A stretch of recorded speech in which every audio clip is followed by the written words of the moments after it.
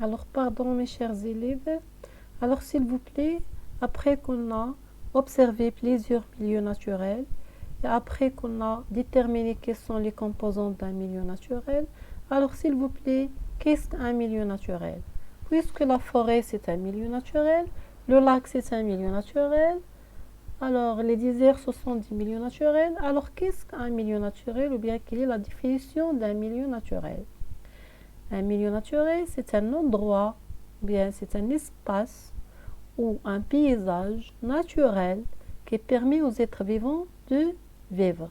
Très bien. Il se compose des composantes vivantes et des composantes non vivantes. Très bien. Et quoi encore, s'il vous plaît? Qu'est-ce qui change d'un milieu à un autre? Qu'est-ce qui change d'un milieu à un autre? Par exemple, entre le lac et la forêt. Quelle est la différence? Par exemple, on peut dire qu'il y a l'eau dans le lac, il n'y a pas de l'eau dans la forêt. Très bien. Si on fait la comparaison entre la forêt de Ifrane et les déserts de Tata, quelle est la différence entre ces deux milieux? Premièrement, on a une différence au niveau de la température. La température elle est très basse dans les régions de Ifrane et très haute au niveau de Tata. L'ensoleillement, نسبة أشعة الشمس dans Ifrane, il est très faible par rapport à l'ensoleillement dans les régions de désert de Tata. L'humidité, il est très importante à Ifrane, il est faible au niveau de désert de Tata.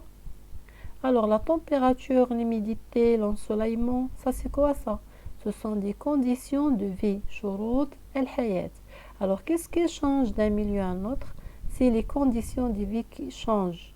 Alors puisque les conditions de vie changent, alors dans la nature on a un grand nombre de milieux naturels qui sont différents. يوجد عدد كبير من الأوساط الطبيعية المختلفة. Mais alors, puisque on a un grand nombre des milieux naturels, alors on parle d'une grande diversité des milieux naturels. Une grande diversité des milieux naturels. تنوع كبير للأوساط الطبيعية. لدينا تنوع كبير للأوساط الطبيعية. Puisque il y a une grande diversité des milieux naturels et les conditions de vie changent. Alors si les conditions de vie changent, automatiquement on sait les êtres vivants qui vivent dans chaque milieu et sont différents. Ça veut dire par exemple dans les déserts on va trouver qu'on a les lézards, on a des serpents. Alors que dans les régions par exemple du Ifrane, on ne peut pas trouver les mêmes animaux qui se trouvent dans les déserts. On va trouver par exemple qu'on a le singe et les êtres vivants qui aiment la chaleur faible ou bien la température faible. Alors, puisque les êtres vivants changent aussi d'un milieu à un autre, ils sont différents d'un milieu à un autre, alors on a un grand nombre des êtres vivants dans la nature. Alors on parle aussi d'une grande diversité des êtres vivants. إذا يوجد أيضا تنوع كبير للكائنات الحية. لماذا؟ لأن هناك تنوع للأوساط الطبيعية وتغير لشروط العيش. Très bien. Alors, je répète, il y a une grande diversité des milieux naturels dans l'environnement parce que les conditions de vie changent d'un milieu à un autre, ce qui provoque l'existence d'une grande diversité des êtres vivants. Très bien. Alors, on a déjà parlé dans la deuxième partie de ça. Alors, je lis le bilan.